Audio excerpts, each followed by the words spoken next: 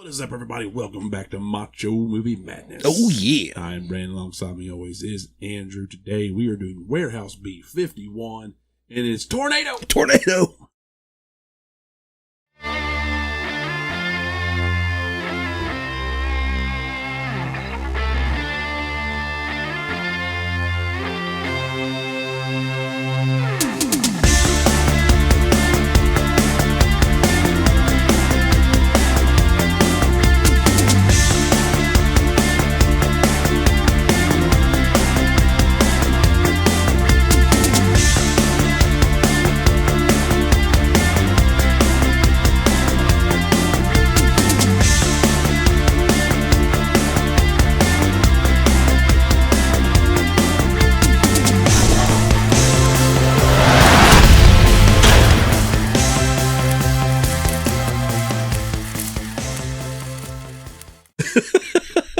And just cut it to black, and just like right after that, and then I would even just do like a split second hang up where it's black, and then it goes into our opening. Just stupid.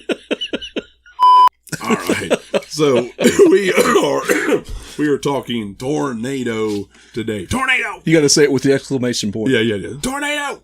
We are talking today on Warehouse B-51. It is a 1996 movie, same year as Night of Twisters, also a TV movie, and Twister, the big one. This came out 3 days before Twister, I believe is what you said, right? And and oddly enough, we're recording this on a night where a tornado went through just miles from here. Yeah.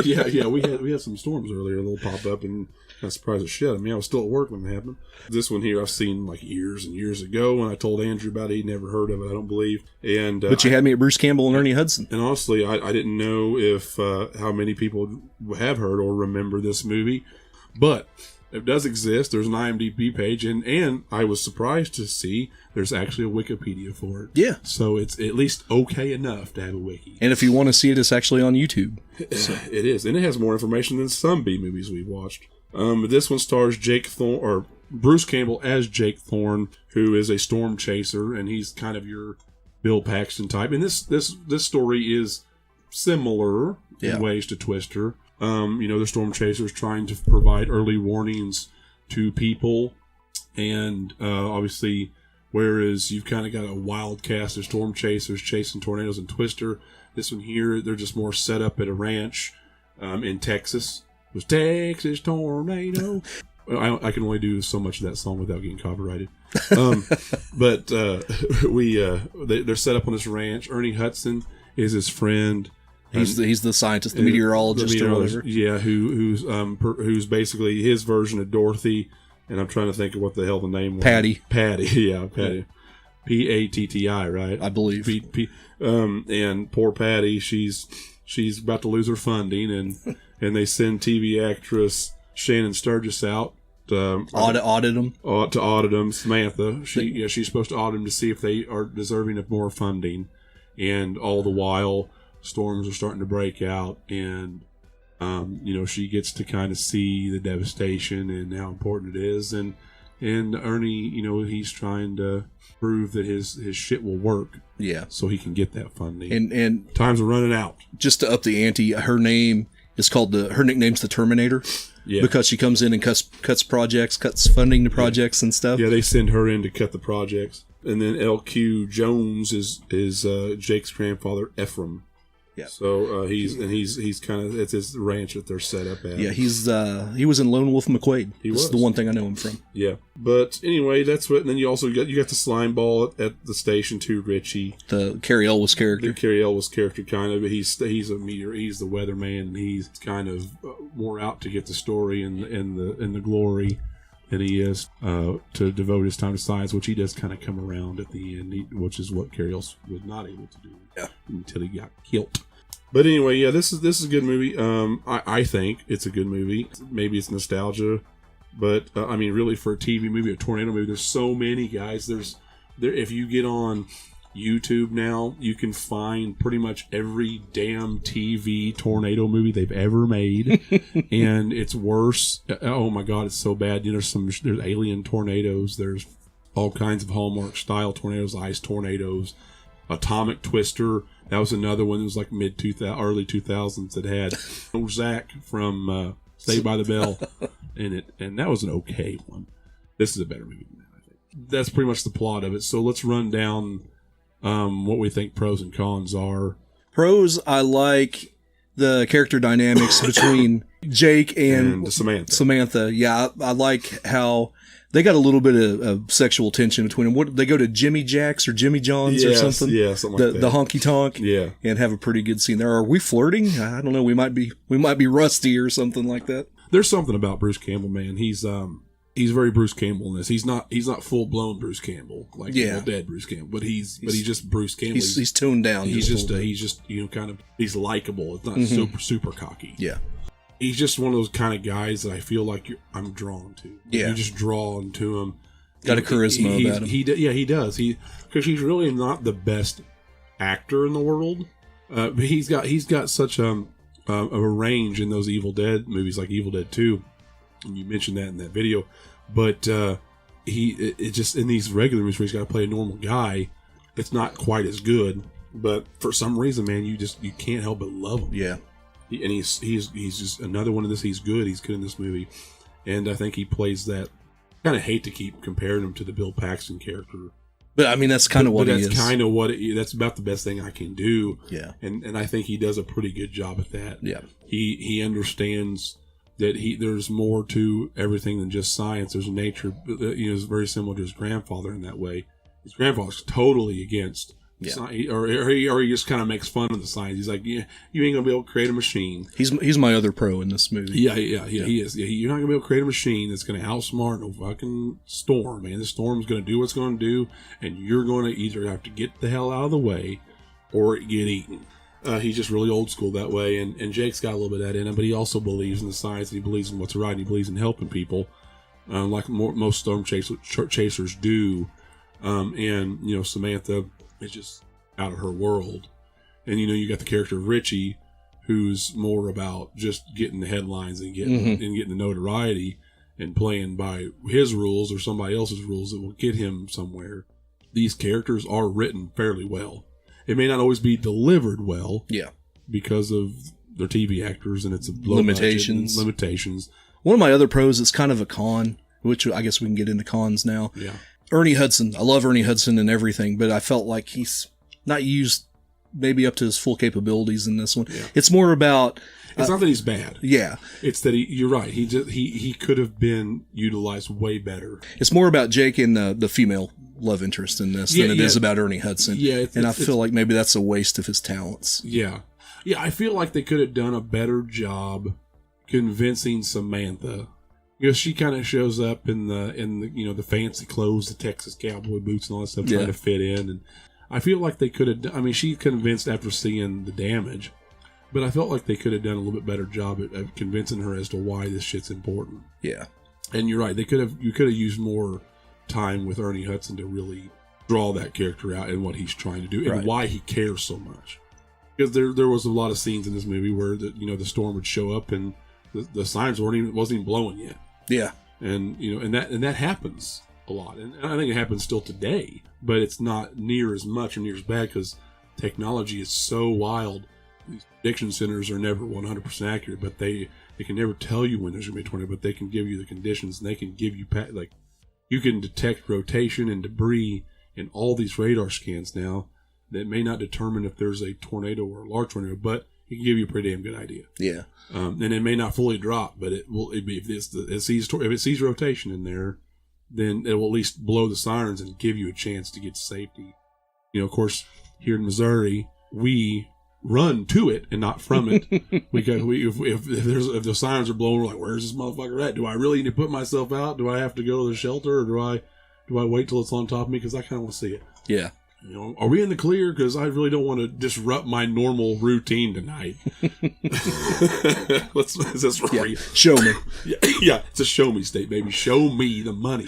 The only other real con I had with it, in a lot of ways, it's a blatant ripoff of Twister. Yeah, which came out 3 days later. I kind of feel like maybe they got a hold of the script. Let's beat them to the punch. Somebody. I feel like that happens a lot in Hollywood, because when I owned the movie store, you'd see that too. You see a lot. B movies always come out first. Always. Pirates. Yeah, pirates. That's a little different. Yeah. Yeah, you would always get something very similar to the AAA title, and it would be hokey ass name and similar cover and a similar story, just produced by some Canadian cheap ass company. Yeah, shit, and that's kind of what I think happened here. You're like, somebody somewhere has got an idea or a close enough idea, and they're like, well, let's go ahead. This is going to be huge. Let's get off some. Let's make some money off this. Yeah, as well. And I don't blame them, but that always happens. So I'd say that's what happened here. Let's give everybody this TV version first. Get them prepared. We'll get them some views. We'll get the network some views, and get these guys paid, and then they can all go enjoy the blockbuster of Twister.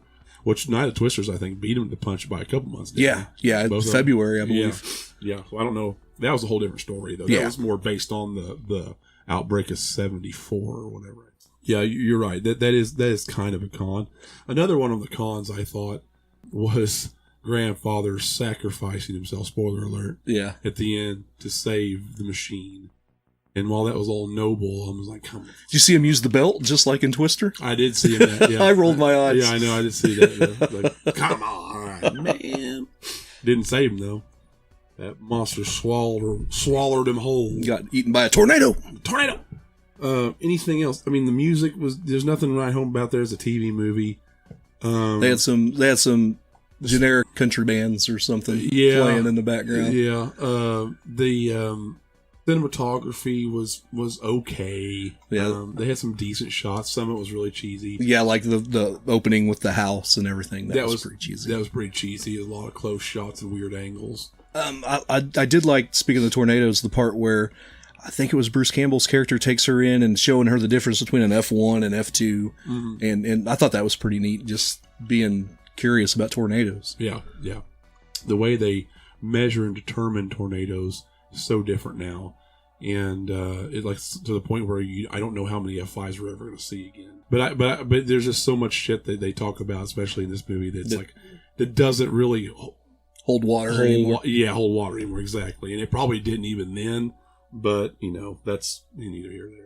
It doesn't really make or break the movie, because there's a common misconception where the bigger the tornado means the bigger the rating, and common sense would say, well, if it's a big tornado, it's probably a very high wind speed, and that probably means that it should be rated. And to a point, you're kind of on the right track, but because everything's determined by damage, you can get a mile-wide tornado and be an F1, EF1. Yeah.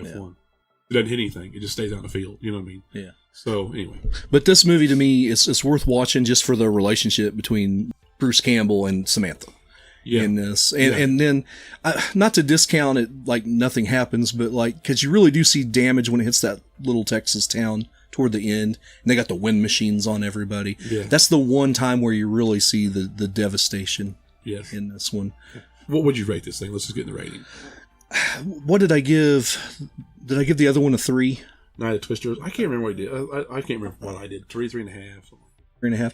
I'm thinking like 2 3/4 to 3 for this one. Yeah. I mean, it's worth, if you like these kind of movies, it's worth checking out. Yeah. But if you're not into tornado movies, I wouldn't put this one at the top of the list.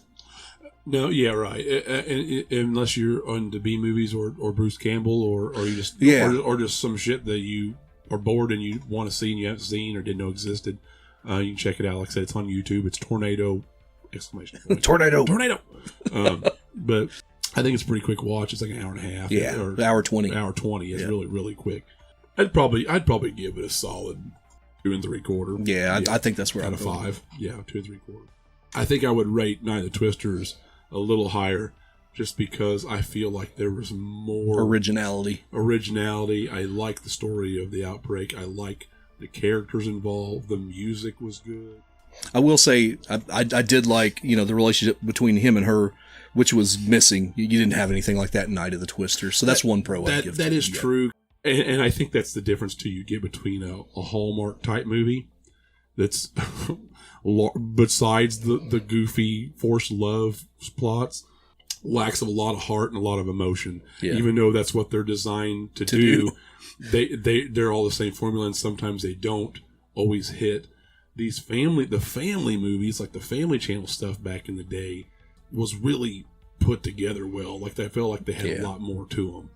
Is there anything that you want to say about the movie? No, I think that's... I highly recommend watching it. Like you said, if you like just tornado movies and you haven't seen this one, maybe you haven't heard of it, it's going to be better than all that bullshit you see, like Ice Twisters and stuff like that. It's just going to be your basic run of the mill knockoff of Twister. And if you just want to see it, it's not going to be the worst hour and 20. No, it really won't. If you like Bruce Campbell, it's worth checking out. If you aren't into that sort of shit, then you can pass. It wouldn't be a big deal. But it is free on YouTube, like I said.